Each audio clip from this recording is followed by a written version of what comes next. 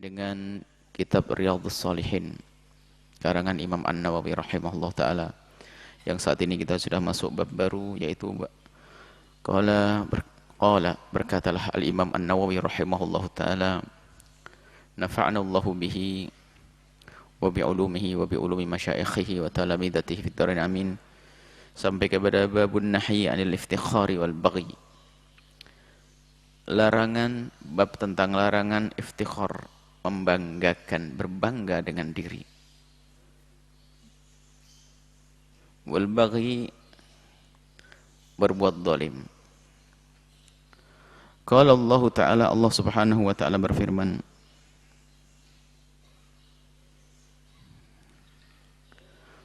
A'udzu billahi minasyaitonir rajim.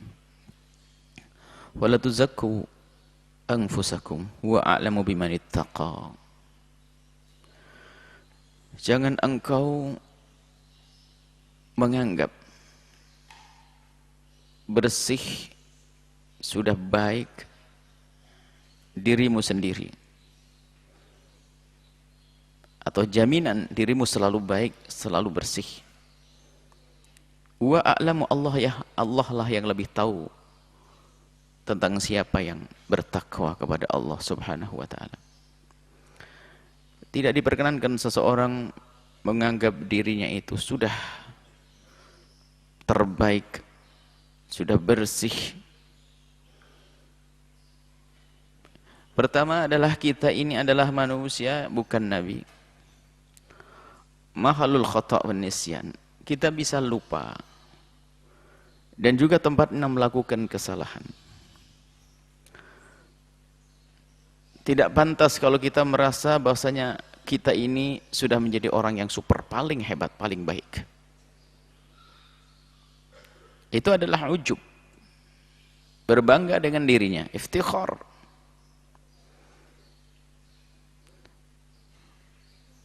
Seseorang, kalau seandainya ada seseorang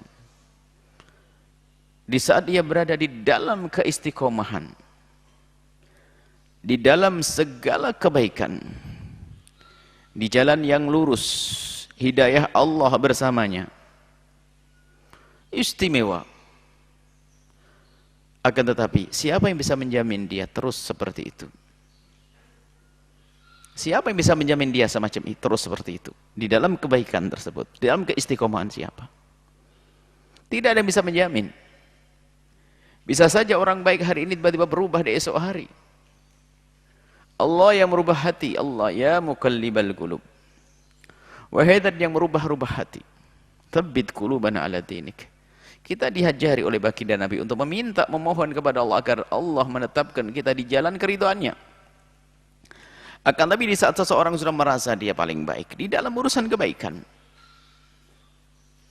maka sesungguhnya dia telah rendah, sehingga dikatakan kalau orang mengatakan dirinya bersih, maka saat itu dia kotor. Ini tazkiyat, menganggap dirinya adalah bersih, menganggap dirinya adalah hebat, menganggap dirinya adalah sudah sempurna, menganggap dirinya adalah punya segala kelebihan. Bahkan mungkin ada seorang, anggap saja ada orang menganggap seseorang telah menjadi seorang alim, dianggap soleh, dianggap ahli ibadah, terjaga lisannya dari mengucapkan kalimat yang tidak baik. Itu kan karena karunia Allah menampakkan kebaikannya saja, dan karena husnudzonnya manusia yang ada di kiri kanan. Anggap saja ini sebuah contoh saja. Ada orang berhusnudzon dengan kami yang berbicara di sini, karena yang dibawa adalah hadis Nabi, Quran dan seterusnya. Itu kan karena baiknya Anda yang telah berhusnudzon, dan kasihnya Allah telah menutup kekurangan kami. Kalau bukan kasih sayang Allah, akan ditampakkan kekurangan kami, tidak ada yang mau duduk dengan kami. Maka gak pantas orang untuk mengatakan aku sudah super, aku istimewa, aku menjadi orang paling bersih, maka saat itu dia paling kotor. Ini adalah muqaddimah hadis yang akan disebut oleh Imam An-Nawawi tentang ketawaduan. Dari sinilah akan merasa dia hebat, merasa dia bersih. Ini akan menjadi akan melahirkan suatu sifat yang mengerikan. Sifatnya iblis. Istikbar, sombong.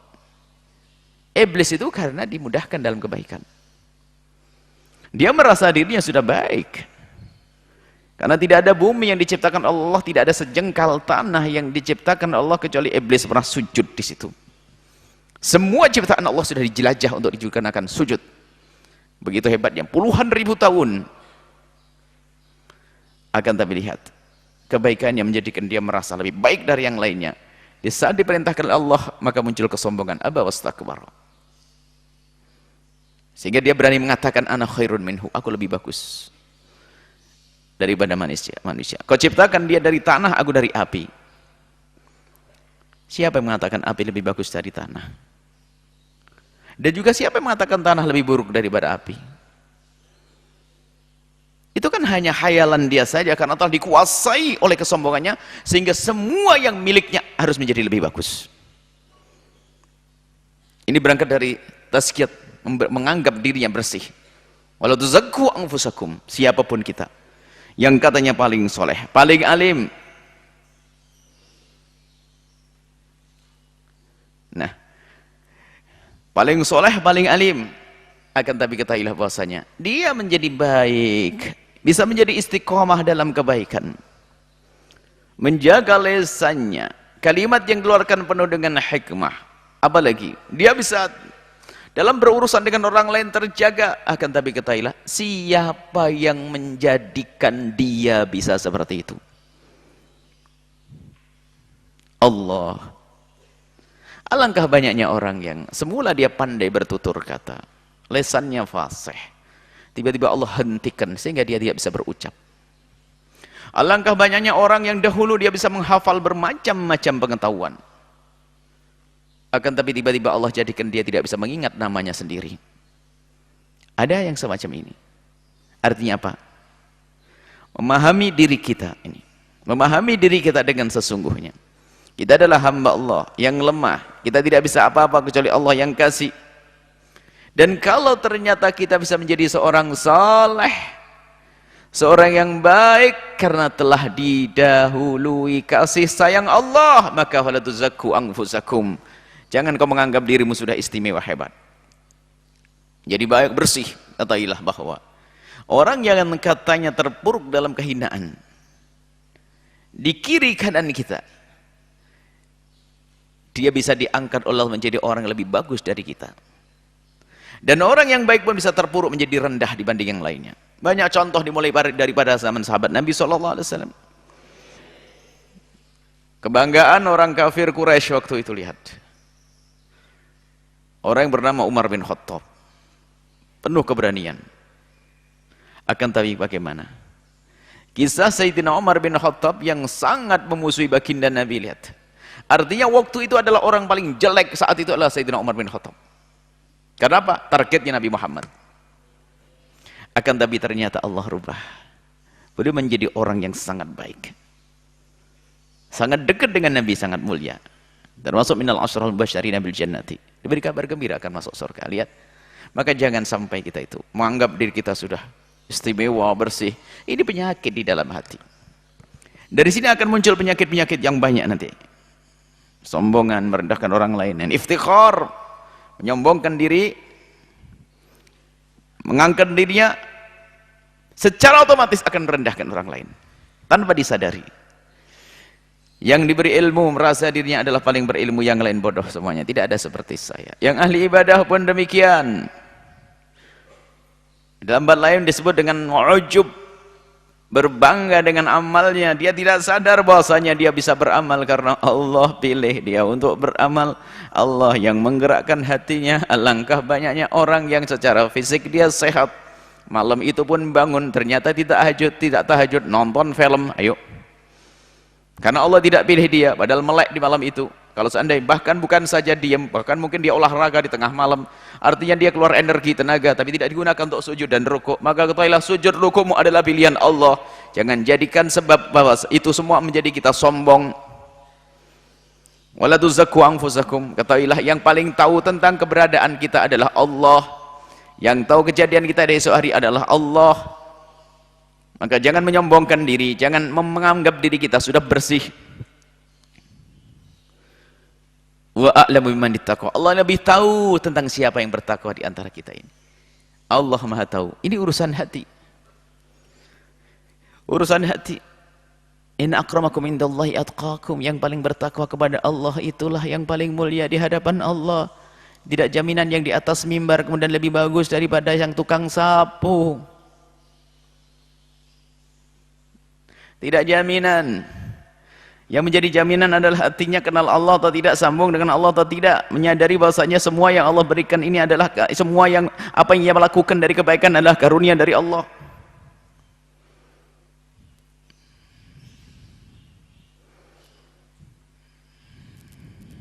Nah, kemudian ayat selanjutnya. Ayat selanjutnya adalah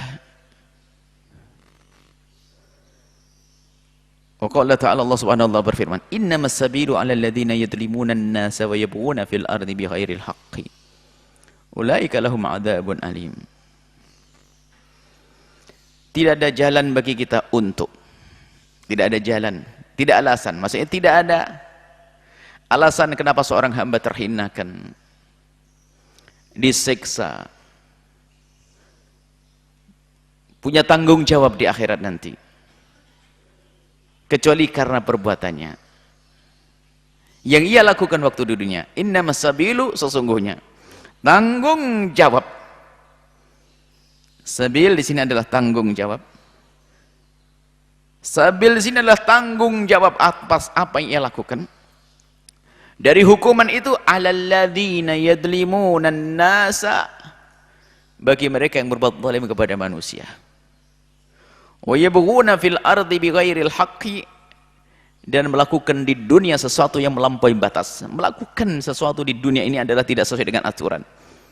Artinya juga membuat kerusakan. Membuat yabghuna, menghendaki di dunia ini adalah kezaliman, melampaui batas, termasuk merusak alam, merusak manusia, merusak lingkungan, merusak.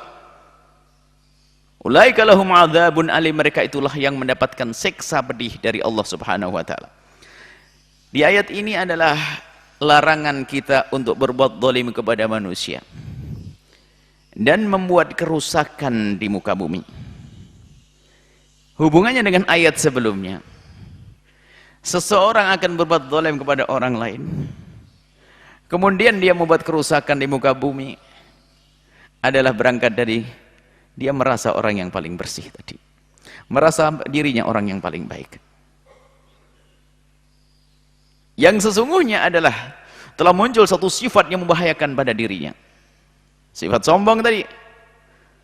Kalau sudah orang punya sifat seperti itu, ketahuilah bahwa dia kalau ingin berbuat hanya untuk membesarkan dirinya, sehingga tidak peduli dia harus mengambil hartanya orang lain, harus karena apa? Yang penting dirinya tersanjung. Yang penting dirinya adalah dipuji. Yang penting dirinya adalah disebut-sebut, maka nggak peduli dengan apa yang ada di kiri kanannya. Dan alangkah banyaknya orang yang hanya mempertahankan kesombongannya, dia mengorbankan keluarganya, mengorbankan kehormatannya, mengorbankan agama dan akhiratnya. Alangkah banyaknya orang semacam ini. Ulaika lahum 'adzabun alim. Mereka lah orang-orang yang mendapatkan siksa pedih dari Allah Subhanahu wa taala. Inilah dua ayat yang dihadirkan Imam An-Nawawi rahimahullah ta'ala di dalam muqaddimah larangan untuk membanggakan diri. Wa an Iyad bin Himar radhiyallahu ta'ala anhu qala, dari Sayyidina Iyad beliau berkata, qala Rasulullah sallallahu alaihi wasallam bersabda, innallaha ta'ala, Allah maha tinggi, maha luhur, awha ilayya, telah mewahyukan kepadaku, kata baginda Nabi, an tawadhu'u, tawadhu'lah. Bersama hilangnya iftikhar muncul sifat tawadhu'. Kalau orang sifat tawadhu' tidak akan punya iftikhar. Ada hubungannya dengan ayat tadi, tawadhu'. Hatta la yabghi ahadun ala ahadin. Dengan ketawaduan itulah seseorang tidak akan zalim, tidak akan menyakiti, tidak akan aniaya kepada orang lain. Wala yafkhar ahadun ala ahadin, tidak akan menyombongkan, membanggakan seseorang atas orang lain, tidak akan merendahkan orang lain. Bangga, sombong, merendahkan orang lain akhirnya. Rawahu Muslim, hadis diriwayatkan oleh Imam Muslim. Qala ahlul lughati, ahli lughah berkata, al-baghyu at-ta'addi, bahyu adalah at-ta'addi, berbuat zalim, aniaya, wal istitalatu, dan aniaya kepada orang lain. Istitalah fil lisan, nyaci, istitalah fil yad, mukul. Itu. Masalah tawadhu lain hubungannya. Tawadhu ini agar seseorang tidak masuk, ini adalah memang ada, kalau orang bisa membersihkan dirinya dari sifat yang pertama tadi, iftikhar, maka akan muncul sifat tawadhu. Langsung hadap-hadapan. Kalau dia tawadhu, maka tidak akan muncul. Jika ada seseorang diberi oleh Allah dengan segala kelebihan, maka karena dia kenal Allah, dia akan semakin merasa kecil di hadapan Allah. Karena ia semakin sadar, dia tahu betul bahasanya dia adalah manusia yang bisa bersalah, dan dia bukan maksum. Dan sesungguhnya, ini kita bukan Nabi, kalau Nabi maksum. Makanya Nabi, karena Nabi maksum, Nabilah yang pernah berkata, Ana sayyidu waladi Adam wala fakhar. Aku adalah tuannya anak Adam. Tapi ini bukan sebuah kesombongan, bukan pamer, bukan ini, tapi menunjukkan. Nabi mengatakan begitu, tidak nak masuk wilayah sombong, karena dijaga oleh Allah. Tapi kalau kita yang ngomong, bisa saja masuk wilayah sombong. Ana sayyidu waladi Adam wal ana sayyidu waladi Adnan, ala sayyidun nasi yaumal qiyamati. Bagi Nabi, wala fakhar. Nabi itu tidak punya dosa. Nabi, semua yang dilakukan oleh Nabi adalah tunjuk wahyu. Tapi kita bukan maksum. Justru ketidakmaksuman kita ini sesungguhnya adalah, kalau kita selalu menyadari, dan itu adalah rambu, benteng agar kita tidak masuk wilayah kesombongan. Allah jadikan kita adalah hamba yang bisa bersalah. Justru ini loh, itu adalah benteng agar kita tidak masuk wilayah sombong. Di dalam diri kita ada hawa nafsu, ada ambisi, ada keinginan-keinginan. Dan kita sadar kalau kita punya dosa. Maka kalau kita bisa berdosa, kita bukan maksum, maka kesadaran seorang hamba bahwa dia adalah mahallul khata', kata Nabi, wan nisyan, dan lupa, maka dia akan mudah berhenti pada batasnya. Tidak akan mudah melampaui batas. Dia akan sadar, dia akan berkata, secerdas apapun diriku, aku bisa bersalah dengan pemikiranku, kecuali karena taufik Allah baru aku benar, kecuali karena hidayah Allah. Lah kalau sudah seseorang seperti itu, kapan dia itu terjerumus dalam wilayah kesombongan? Karena dia menyadari bahasanya dia adalah tempatnya salah. Bahkan biarpun dia dalam keadaan benar, hari ini aku benar, tapi esok hari belum tentu aku benar. Hari ini omonganku tepat, tapi esok hari belum tentu, dan seterusnya. Maka inilah seorang hamba yang menyadari dirinya adalah mahallul khata', tempatnya bersalah. Kullu bani Adam khata'un. Semua dari anak Adam itu pernah melakukan kesalahan. Kita pernah melakukan kesalahan. Maka dengan kesadaran makna inilah seorang hamba akan selalu waspada dan hati-hati. Sehingga bahkan seorang hamba yang menyadari makna ini, biarpun dia berada di puncak kebaikannya, menjadi wali, kekasih Allah, yang telah Allah jaga, aku menjadi matanya, aku menjadi telinganya, aku menjadi lesannya, aku menjadi tangannya, aku menjadi kakinya untuk melangkah. Artinya semuanya sudah dijaga oleh Allah. Maka ketahuilah para kekasih Allah yang merasakan itu semua, justru dia malah semakin takut, semakin dekat kepada Allah. Karena apa? Yang menjaga mataku adalah Allah, yang menjaga lesanku adalah Allah, yang menjaga tanganku adalah Allah. Ternyata dengan itu semuanya dia semakin dekat kepada Allah. Itulah arif billah. Bahkan di saat seperti itu dia tidak bisa mengatakan aku adalah orang tawadhu. Hati-hati, mengatakan tawadhu sendiri, kata Ibn Athaillah As-Sakandari, bahasanya orang yang mengatakan dirinya tawadhu, dia adalah puncak kesombongannya. Tawadhu itu bagaimana? Tawadhu itu bercermin. Suruh melihat dirinya. Lah kalau dia nggak bisa melihat dirinya sendiri, bagaimana dia mengatakan tawadhu? Tawadhu ini bukan action biar kelihatan. Ya bukan. Tawadhu itu rasa di dalam dirinya di hadapan keagungan Allah. Dan yang menggerakkan Allah, yang menjadikan dia seperti Allah. Ini kesadaran makna, inilah tawadhu yang sesungguhnya. Sehingga dia tidak akan sombong. Bukan tawadhu berpura-pura, masya gayanya tawadhu, masya Allah. Kelihatannya kepalanya paling merunduk. Gerak-gerak ini yang paling sopan menunjukkan kalau tawadhu, ternyata di dalam hatinya adalah dia yang paling sombong. Karena waktu dia tawadhu model bergaya tawadhu, ternyata hatinya berkata, di sini nggak ada yang tawadhu seperti saya. Oh, tidak ada yang tawadhu seperti saya. Yaitulah orang paling sombong di tempat tersebut. Jadi tawadhu bukan action. Tawadhu itu urusan kita dengan Allah, menyadari bahasanya kita adalah dzil. Kita adalah dzalil, rendah, fakir di hadapan Allah.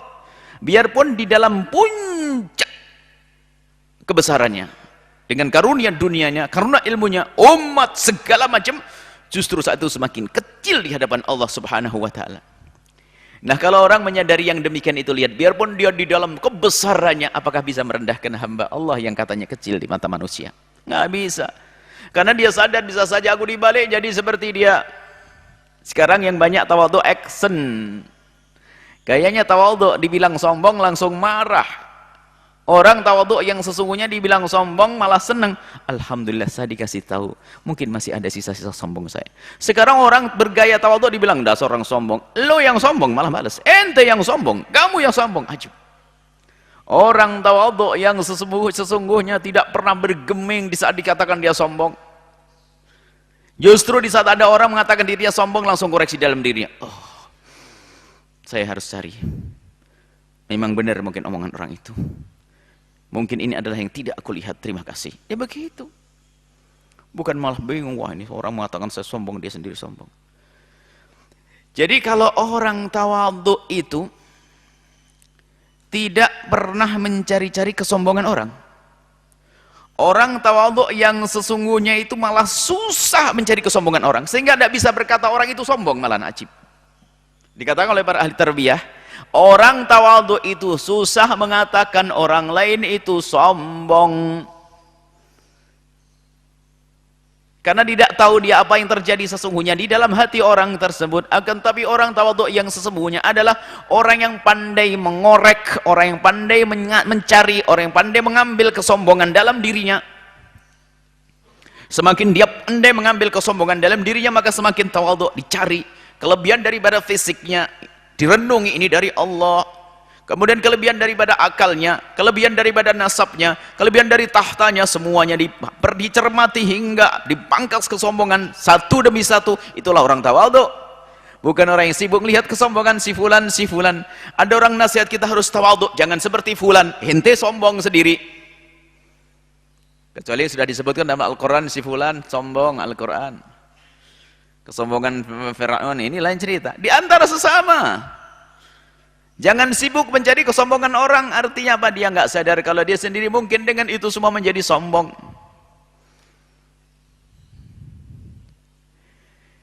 Jika orang sudah punya cermin tadi, dia harus pandai bercermin, melihat dirinya, kelebihan yang Allah berikan, lihat sampai dia sadar bahwasanya siapa yang memberi kelebihan tersebut. Kalau belum, jangan keluar dari cermin itu. Lihat dirimu dengan kelebihan hartamu, dengan kelebihan ilmumu, dengan kelebihan nasabmu. Harta Allah yang kirim kok. Di saat kamu punya nasab baik pun itu bukan pilihanmu, Allah yang kasih. Memilihkan ayah seperti itu, Allah yang kasih. Mau sombong bagaimana? Dia selalu. Maka mencermati diri sendiri ini, muhasabah, mencermati diri ini penting sekali untuk menggapai kejayaan, kemuliaan. Dan kalau sudah orang itu lihat tidak menganggap dirinya bersih, kemudian menyertakan dirinya adalah sifat tawadhu, Tawadhu yang sesungguhnya, bukan tawadhu action. Artinya selalu menghidupkan renungan di dalam dirinya, melihat dirinya dengan segala kelebihannya. Kelebihannya? Bahwasanya itu dari Allah, kemudian dengan segala kekurangannya, kemudian dia menghadap kepada Allah, maka dia masuk wilayah tawadhu. Kalau sudah begitu, maka dia tidak akan melakukan al-baghi. Susah baginya untuk berbuat zalim kepada orang lain, susah bagi dia untuk merendahkan orang lain. Tidak akan menyombongkan dirinya di hadapan orang lain. Hadis berikutnya Nabi Hurairah, dari Abi Hurairah radhiyallahu taala anhu. Anna Rasulullah, sesungguhnya Rasulullah sallallahu alaihi wasallam bersabda, qala idza qala ar-rajulu, jika ada orang yang berkata, Allah berkata apa? Halakan nas, orang pada celaka. Allah, serem. Fahuwa ahlakuhum, maka dia yang paling celaka. Jika ada orang mengatakan celaka itu manusia-manusia dalam rangka menyombongkan dirinya, maka dia yang paling celaka. Tapi kalau seseorang mengatakan ya Allah itu kaum celaka dalam rangka syafaqah, kasih sayang, ya Allah kasihan, satu kampung dia minum minuman keras, ya Allah satu kampung berjudi, celaka itu satu kampung. Lah ini kalimatnya beda, kalimat kasih sayang, bukan kalimat iftikhar, berbeda kalimatnya. Di sini menunjukkan kalau dia merendahkan orang lain, dia merasa paling selamat. Pada celaka semuanya toh. Dia sombong. Dia tidak tahu bahwasanya yang menjadikan dia bisa istiqomah adalah Allah. Yang memberikan kebaikan adalah Allah. Dia tidak sadar. Sehingga mudah mengatakan itu celaka itu manusia. Celaka itu manusia. Halakan nasu. Orang pada hancur, orang pada celaka. Fahuwa, kata Nabi, dia adalah ahlakuhum, yang paling celaka di antara mereka. Maka dari itu ayo waspada. Jangan gampang menilai orang dengan nilai rendah. Kalaupun kita melihat maksiat terjadi pada seseorang, boleh kita mengatakan dia dalam maksiat, dalam dosa, akan tapi kalimat yang kita ucapkan hendaknya berangkat dari kasih sayang kita, bukan dari kesombongan kita. Kita menilai orang dengan kemaksiatannya ada dua cara, ada mata sombong dan mata kasih. Kalau kita keluarkan dari mata sombong, maka kita adalah rendah, lebih rendah dari pelaku kehinaan. Tapi kalau itu keluar dari mata kasih sayang, maka ketahuilah itu adalah mata baginda Nabi sallallahu alaihi wasallam. Melihat orang berzina, melihat orang judi, melihat orang tidak sholat, apa yang ada di hati kita? Jangan sampai kesombongan, kasihan banget tuh, ya Allah, astaghfirullahaladzim, la ilaha illallah. Kelihatannya banyak zikir, tapi sesungguhnya dia merendahkan orang lain. Akan tapi siapa di antara kita yang di saat melihat orang melakukan kehinaan, berita zina, berita judi, berita kejahatan, siapa di antara kita yang kemudian kembali kepada dirinya lalu bersyukur, ya Allah kau pilih kami menjadi hamba yang selamat dan kami mohon selamatkan mereka ya Allah. Memang kita mengatakan aduh kasihan dia celaka, akan tapi kalimat yang kita ucapkan dengan kasihan dan celaka bukan karena merendahkan, tapi karena kasih sayang. Ini beda. Hati-hati di saat memandang orang lain. Memandang orang lain jangan mandang dengan pandangan merendahkan. Mata baginda Nabi adalah mata kasih sayang. Hadis ini diucapkan oleh baginda Nabi pada waktu itu, akan tapi seolah-olah diucapkan hari ini.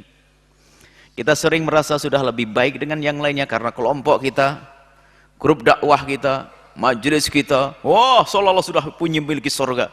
Sehingga kalau mandang majelis orang lain dengan pandangan merendahkan, seolah-olah tidak ada surga bagi dia. Kelompok lain seolah-olah tidak ada surga bagi dia. Masya Allah. Nabi berucap 1400 tahun lebih pada waktu itu, akan tapi seolah-olah mengucapkan hari ini ada orang modelnya kayak begini selalu mengatakan halakan nasu fahuwa ahlakuhum. Mereka adalah yang paling hancur. Ada hubungannya dengan la tuzaku anfusakum, ada hubungannya dengan antawadhu. Ada hubungannya dengan larangan untuk kita menganggap diri kita bersih, dan adalah ini ada hubungannya dengan larangan kita sombong agar kita selalu bertawadhu. Ini dari baginda Nabi sallallahu alaihi wasallam. Allah, kita memang perlu selalu untuk diingatkan. Kita sering masuk wilayah lupa. Pengetahuan mungkin sudah banyak, kita mengerti sombong adalah haram, merendahkan orang lain adalah juga enggak boleh, akan tapi kita sering lalai. Kapan kita lalai? Di saat kita punya kelebihan, kadang kita tiba-tiba sombong. Di saat kita punya kelebihan tiba-tiba merendahkan orang lain, itulah kita, betul kata Nabi, an-nisyan. Maka dari itu mari kita selalu membawa cermin itu di dalam diri kita, selalu pandang kita. Jangan tinggalkan cermin itu kecuali sudah jelas-jelas kita melihat mana sih borok kita, mana kotor kita. Kemudian setelah itu pandanglah orang lain. Di saat kita punya kebaikan, lalu kita mandang orang lain yang rendah, kita kembali pada diri kita. Siapa yang bisa menjadikan aku baik? Tanyakan kepada dirimu sendiri yang mulai sombong merendahkan orang lain. Hei diriku, engkau bisa menjadi ahli sholat, ahli ibadah, jauh dari zina, jauh dari maksiat. Siapa yang menjadikan dirimu seperti itu? Sampai dia mengatakan Allah, baru pandang orang lain yang menurutmu adalah rendah dengan pandangan kasih sayang. Selalu bercermin dalam diri, dengan diri kita sendiri. Kemudian di saat kita diberi oleh Allah kekurangan segala kehinaan, kemaksiatan, bercerminlah kita, lihatlah kita. Bahasanya ini adalah akan dipandang oleh Allah dengan rendah dan hina, agar kita segera kembali kepada Allah, bertobat. Kalau kita punya kezaliman kepada sesama, ketahuilah itu adalah hamba Allah. Hamba Allah. Dan tidak akan ada orang berbuat zalim kecuali karena tadi dikuasai oleh kesombongan. Dia ingin melampaui yang lainnya, ingin menang, ingin lebih. Jadi yang disebutkan dalam ayat dan hadis Nabi yang pertama ini kunci. Kalau orang sudah memegang dirinya agar tidak menjadi orang yang tuzakku anfusakum, wala tuzakku anfusakum, menjadi tidak menganggap dirinya hebat, bersih. Kemudian dia tawadhu, maka akan terhenti semua kejahatan-kejahatan selanjutnya. Kenapa kok ada perampokan? Kenapa kok ada pencurian? Kenapa ada korupsi? Kenapa itu semuanya? Kenapa kejahatan terjadi? Karena apa? Itu kembali kepada dirinya. Diri itu bukan saja dirinya, dia ingin membesarkan nama besarnya, nama besar keluarganya, sehingga dia rela melakukan yang haram. Kesombongan menjerumuskan. Kenapa seorang ustadz bisa ngambil duit masjid atau duit pondok? Karena dia ingin menampakkan kesombongannya kalau dia punya mobil mewah. Sebagai ustadz yang sukses. Ustadz pakai mobil. Ustadz bajunya necis bersih, padahal itu adalah duit haram. Bisa jadi begitu. Kenapa? Yang dicari bukan Allah. Sehingga karena ingin mempertahankan kesombongan, ingin menjadikan dirinya yang paling baik, super tadi, sehingga rasa itulah yang menjadikan dia itu melakukan keharaman, ngambil duit masjid, manggil duit pondok, dan seterusnya. Ini yang kelas ustadz. Yang bukan ustadz pun tinggal siapa saja, kalau pejabat pun juga demikian. Karena ingin dianggap sebagai pejabat yang sukses. Yang di kota pun karena ingin dianggap sukses di kota, kalau pulang kampung pun ternyata dia ngambil duit tidak tahu dari mana. Di kampung bagi-bagi duit, pengen disanjung kalau dia orang dermawan, pengen dianggap oleh orang kampungnya kalau dia berhasil dan sukses.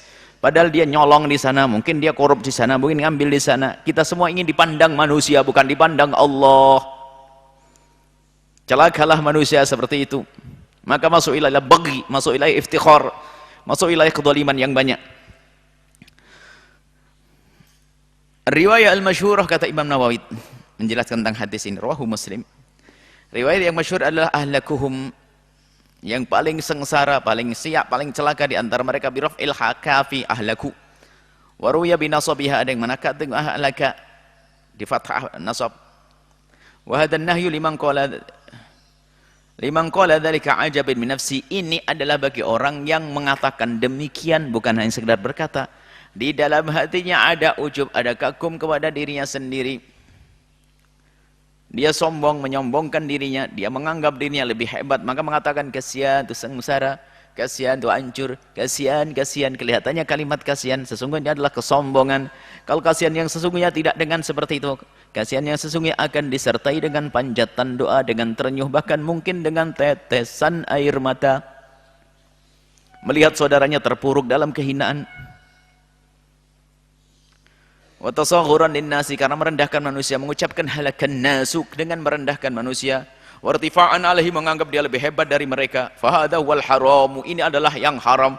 Wa amma man qala, adapun orang yang berkata lima yara fin nasi, apa yang dilihat dari manusia, min naqsin, ada kekurangannya, au amri dinihim fi amri dinihim.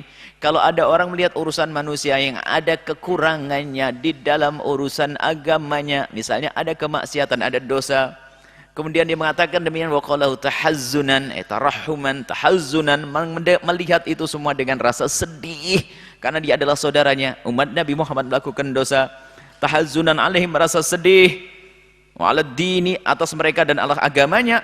fala ba'sa bihi. Itu beda, karena itu makna kasih sayang. Waqad fasal ulama wassaluhu, para ulama telah menjelaskan makna ini, lafaz ini, dan telah merinci. Wa mimman qalahu minal a'immati al-a'lami, yang telah menyebutkan dari ulama-ulama besar. Para ulama itu siapa? Malik bin Anas, Sayyidina Malik, Khattabi, Humaydi, wa akharun. Waqad awdahtuhu fi kitab al-adhkar, dan aku telah menjelaskan dengan jelentreh jelas di kitab adhkarnya Imam Nawawi. Harus punya kitab adhkar, digabungkan antara zikir dan fikir di dalamnya. Bahkan sampai dikatakan oleh para ulama, begitu pentingnya adhkar, enggak punya adhkar tapi punya rumah. Jual rumah, beli adhkar. Bi'idar wastaril adhkar. Jual rumahmu, beli kitab adhkar.